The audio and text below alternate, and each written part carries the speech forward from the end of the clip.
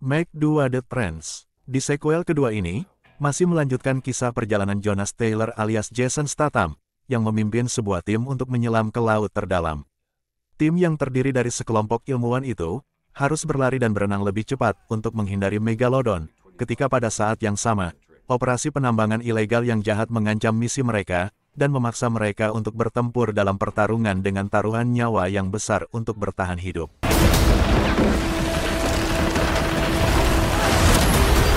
Lima tahun setelah peristiwa film pertama, Jonas Taylor telah terlibat dalam pertempuran kejahatan lingkungan, sekaligus membantu Manawan dalam menjelajahi bagian yang lebih dalam dari Palung Mariana, di mana Megalodon ditemukan. Hiu Megalodon sudah hidup sejak 68 juta tahun lalu dan menguasai perairan laut dunia. Ia dimintai bantuan untuk memeriksa kondisi yang terjadi di Palung Mariana. Sebab, terdeteksi ada peningkatan aktivitas bawah laut sedalam 25.000 kaki di lokasi tersebut, dan makhluk yang ada di situ sedang berusaha untuk menuju permukaan. Setelah kematian Suyin Zhang, Jonas Taylor membesarkan putrinya yang masih remaja, Mei Ying, bersama pamannya dan saudara laki-laki Suyin, Jiuming Zhang, yang telah mengakuisisi perusahaan ayahnya bersama dengan pemodal kaya, Hilary Driscoll. Jiuming berhasil menciptakan pakaian khusus diving yang bisa digunakan untuk menjelajah di dasar laut. Ia juga membuat kapal selam yang bisa membawa mereka menuju Palung Mariana. Manawan juga telah mempelajari seekor Meg betina bernama Haiki, yang ditemukan sebagai anak anjing dan dilatih oleh Jiuming di sebuah cagar alam di Hainan. Akan tetapi, baru-baru ini Haiki bertingkah tidak menentu, membuat Jonas khawatir meskipun Jiuming sangat antusias dan optimis. That was exciting, huh? Ketika Jonas dan Jiuming memimpin penjelajahan kapal selam rutin ke Palung, tiba-tiba Mei Ying diam-diam menyelinap ke dalam kapal selam karena ingin melihat Palung untuk pertama kalinya. Rekan-rekan Meg yang lain, DJ dan Meg, memantau misi tersebut dari Manawan. That's not the problem. Dalam perjalanan turun, kapal selam dikejar oleh Haiki, yang ternyata telah berhasil melarikan diri dari penangkaran pada malam sebelumnya. Kapal selam mereka menyelam ke bawah melalui termoklin untuk melarikan diri, tetapi Haiki tetap memaksakan diri untuk menembusnya. Dua ekor Meg yang jauh lebih besar, seekor jantan alfa yang besar dan seekor jantan beta yang sedikit lebih kecil, muncul dan kawin dengan Haiki. Saat menyusun rencana untuk kembali ke markas, Jonas dan timnya menemukan operasi penambangan ilegal di sebuah stasiun yang dipimpin oleh tentara bayaran Montes, yang memiliki dendam terhadap Jonas, karena telah memenjarakannya beberapa waktu sebelumnya. Kru Montes ternyata disewa oleh Driscoll, untuk secara diam-diam menggunakan akses Manawan ke Palung, untuk menambang mineral di bawahnya, yang bisa menghasilkan miliaran dolar. Montes membunuh krunya dengan sebuah ledakan bom untuk menutupi kegiatan mereka. Ledakan ini menyebabkan parit pecah dan menghempaskan serta merusakkan kapal selam Jonas dan Jiuming. DJ, Meg, dan rekan analis Manawan, Jess, menemukan bahwa kapsul penyelamat telah disabotase, memaksa Jonas dan timnya untuk menggunakan exosuits, untuk berjalan menuju stasiun di parit yang dipenuhi makhluk bawah laut. Perjalanan ini hanya menyisakan Jonas, Mei Ying, Jiuming, dan petugas keamanan Rigas yang selamat dari perjalanan.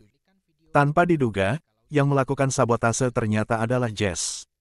Tanpa diduga, Jess dan Driscoll mengungkapkan diri mereka sebagai pengkhianat pada tim Jonas, dan berusaha membunuh mereka berempat.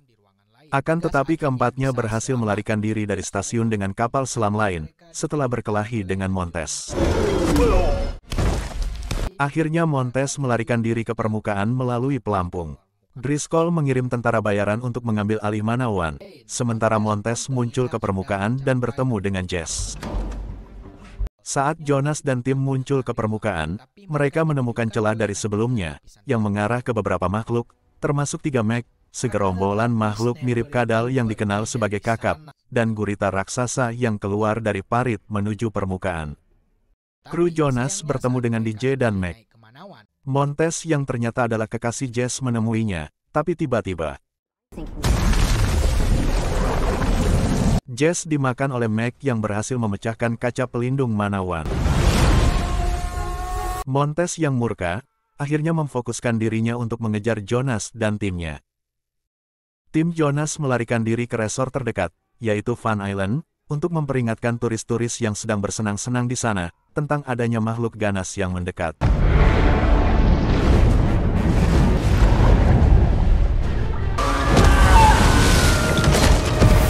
Driscoll, Montes, dan tentara bayarannya juga tiba di Fun Island untuk menghabisi tim Jonas. Akan tetapi mereka malah diserang oleh para kadal, yang membunuh Driscoll dan beberapa tentara bayaran. Kelompok Jonas berpencar untuk mengevakuasi para turis, saat Max dan Gurita mulai menyerang.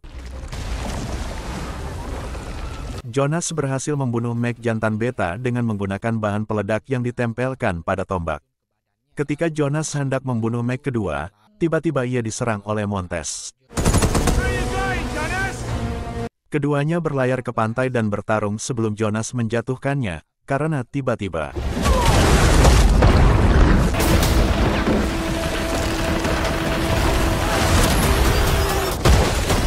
Sementara itu, Jiuming membuat bom dari pupuk, dan bersama dengan Mac mengambil alih helikopter Driscoll untuk terbang menuju pantai, di mana terlihat Mei Ying berada dalam bahaya, karena berusaha membantu para turis. Gurita raksasa mengamuk, menjatuhkan helikopter dan Jiuming melukainya dengan bomnya.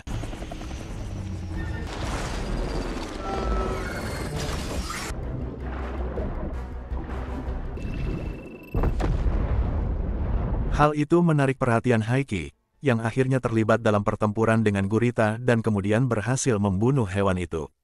Saat Jiuming berenang menuju reruntuhan helikopter untuk menyelamatkan Mac, Jonas mengambil salah satu rotor helikopter, dan menggunakannya untuk menusuk kepala Alpha Max secara fatal, yang langsung mematikannya. Haiki menuju ke arah Jonas, Jiuming, dan Mac, namun Jiuming yang yakin Haiki masih dapat dikendalikan, menggunakan remote sinyal latihannya untuk mengalihkan perhatian Haiki. Haiki pun mengalihkan perhatiannya ke kawanan lumba-lumba yang sedang berenang.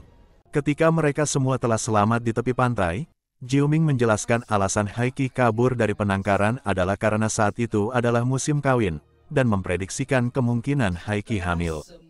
Jonas yang udah pusing menghadapi Mac, memutuskan bahwa lebih baik mereka tidak memikirkan hal itu. Setelah kesuksesan box office film pertama, Ben Wheatley menggantikan Jon Turteltaub menjadi sutradara untuk sequel kedua ini. Film yang mendapat ulasan yang beragam dari para kritikus ini mendapat rating 5 di IMDb.